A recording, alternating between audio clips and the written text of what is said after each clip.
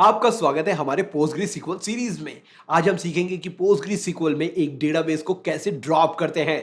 लेकिन पहले एक चेतावनी, डिस्क्लेमर। डेटाबेस ड्रॉप करना एक परमानेंट और इरिवर्सिबल प्रक्रिया है जिसमें डेटाबेस का सारा डेटा डिलीट हो जाता है। इससे पहले आपको पूरी तरह से यकीन होना चाहिए कि आप डेटाबेस को ड्रॉप करना चाहते हैं। ये ट्यूटोरियल केवल एजुकेशनल पर्पसेस ओनली है और मेरा किसी भी डेटा लॉस या दूसरी समस्याओं के लिए जिम्मेदारी नहीं होगी जो इन स्टेप्स को फॉलो करके उत्पन्न हो सकती हैं। हमेशा डेटाबेस को ड्रॉप करने से पहले उसका बैकअप बनाए रखें और इसे प्रोडक्शन में कोशिश करने से पहले टेस्ट एनवायरनमेंट के अंदर प्रैक्टिस जरूर करें। That being said, let's move on. अब डेटाबेस को ड्रॉप करने के लिए दो सिनारियो होते हैं। पहला, जब डेटाबेस आइडल है और कोई यूजर उससे कनेक्टेड नहीं है। दूसरा, जब डेटाबेस यूज में है और कुछ यूजर्स उससे कनेक्टेड हैं।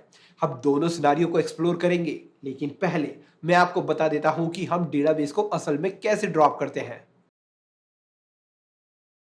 डेटाबेस को डिलीट करना एक परमानेंट एंड इरिवर्सिबल प्रोसेस है।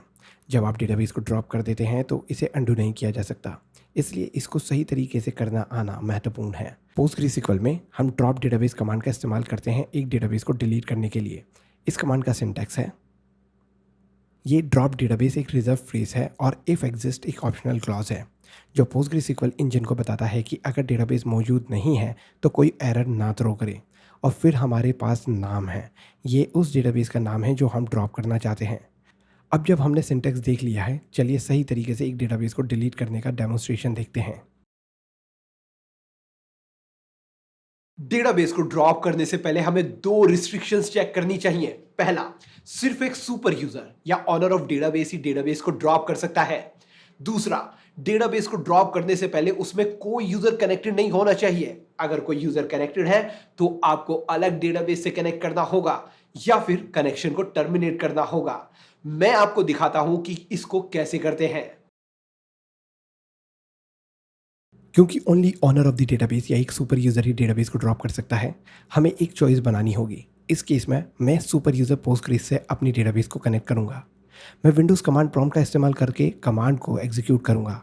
अगर आप लिनक्स या मैक इस्तेमाल कर रहे हैं तो आप टर्मिनल का यूज़ कर सकते हैं क्योंकि कमांड और प्रोसेस सेम है। आगे बढ़ने से पहले ये ध्यान दें कि आपका पोस्टग्रेसक्यूएल वाला Docker container up and running हो। Here is my Docker desktop app, and this one is the container that I am talking about. Let's run it. Great. Let's close this Docker desktop app now. Now let's connect to our PostgreSQL using Postgres user.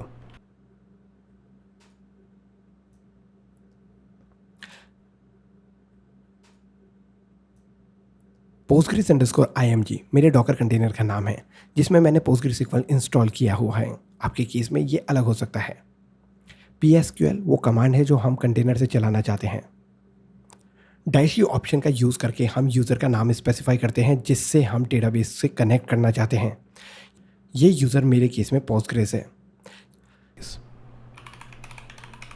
ये command हमें default database जिसका नाम है Postgres से connect कर देगी default user को use करके जिसका नाम भी पोस्टग्रेस है।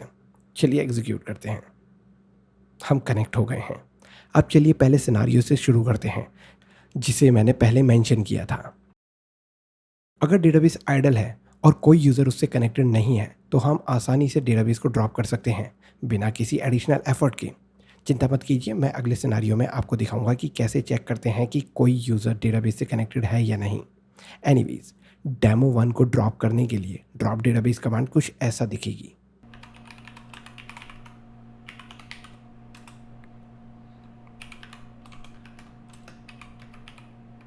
मैंने कमांड को शुरू किया है ड्रॉप डेटाबेस रिजर्व फ्रेज से और फिर इफ एग्जिस्ट क्लॉज स्पेसिफाई किया। ये क्लॉज यहाँ चेक करता है कि क्या डेटाबेस डेमो 1 एग्जिस्ट करता है या नहीं, और अगर करता है तो उसे ड्रॉप कर देता है। अगर डेटाबेस एग्जिस्ट नहीं करता तो कमांड का कोई असर नहीं होगा और कोई एरर भी नहीं देगा। एंड में मैंने डेटाबेस का नाम स्पेसिफाई किया है जो कि इस मेरे केस में डेमो 1 है।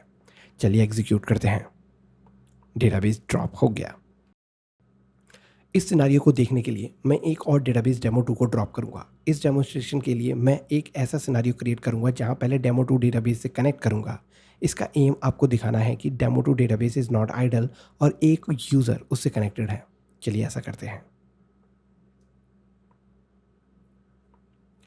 ये स्टेटमेंट मुझे यूज़र पोस्टग्रेस का इस्तेमाल करके डेटाबेस डेमो 2 से कनेक्ट करेगी। चलिए एग्जीक्यूट करते हैं। ग्रेट, अब मैं डेटाबेस डेमो 2 से कनेक्टेड हूँ। अब मैं आपको दिखाता हूँ कि कैसे चेक करते हैं कि क्या डेटाबेस आइडल है या नहीं। अगर आइडल नहीं है और कुछ यूज़र उससे कनेक्टेड हैं तो मैं आपको दिखाता हूँ कि कैसे उन कनेक्शन को टर्मिनेट करते हैं डेटाबेस को ड्रॉप करने से पहले। अब मैं वी एस कोड पर स्विच करके एक कमांड एग्जीक्यूट करूँगा जिससे मैं चेक करूँगा कि क्या इस डेटाबेस में कोई यूज़र कनेक्टेड है या नहीं। अगर कोई एक्टिव कनेक्शन है तो मैं आपको दिखाता हूँ कि उन्हें कैसे टर्मिनेट करते हैं। अब यहाँ वी एस कोड में मैं फिर से अपने डेटाबेस पोस्टग्रेस से सुपर यूज़र के साथ कनेक्टेड हूँ जिसका नाम भी पोस्टग्रेस है। बाय द वे, मैंने एक वीडियो बनाया है जिसमें मैंने दिखाया है कि कैसे वी एस कोड का इस्तेमाल करके डेटाबेस से कनेक्ट करते हैं। अगर आप चाहें तो उसे चेक कर सकते हैं, लिंक स्क्रीन पर है और डिस्क्रिप्शन में भी। एनीवेज, एक्टिव कनेक्शन को चेक करने के लिए मैं pg_stat_activity व्यू का यूज़ करूँगा लाइक दिस।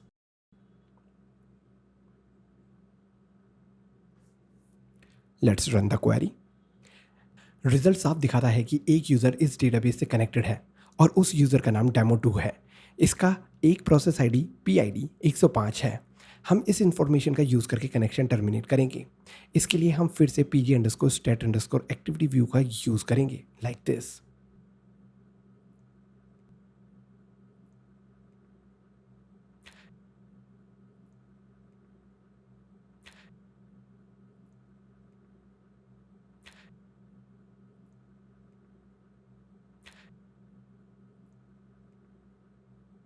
इस क्वेरी में हम pg_stat_activity व्यू का pg_terminate_backend फंक्शन को एग्जीक्यूट कर रहे हैं। हम 105 को आर्ग्यूमेंट के रूप में स्पेसिफाई कर रहे हैं क्योंकि ये एक्टिव कनेक्शन का PID है जो हमें टर्मिनेट करना है। वेयर क्लॉज में हमने रिजल्ट को डेमो2 डेटाबेस के लिए फ़िल्टर कर रखा है। इससे ये इंश्योर होता है कि सिर्फ उस डेटाबेस के कनेक्शन टर्मिनेट होंगे। चलिए एग्जीक्यूट करते हैं। हो गए। अब अगर हम डेमो2 डेटाबेस से कनेक्टेड कमांड प्रॉम्प्ट में कोई भी कमांड एग्जीक्यूट करने की कोशिश करेंगे तो हमें एक एरर मिलेगा। चलिए चेक करते हैं। Here I am on my command prompt. चलिए एक मेटा कमांड \l चलाते हैं। ये कमांड सभी डेटाबेस के नाम को लिस्ट करेगी। चलिए एग्जीक्यूट करते हैं।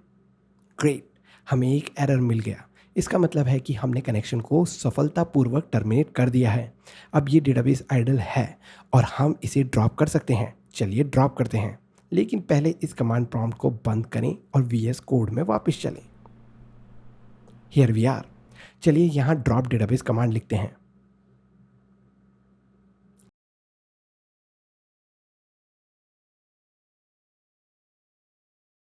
Let's execute. Database dropped. That's how we terminate an active connection and drop a database.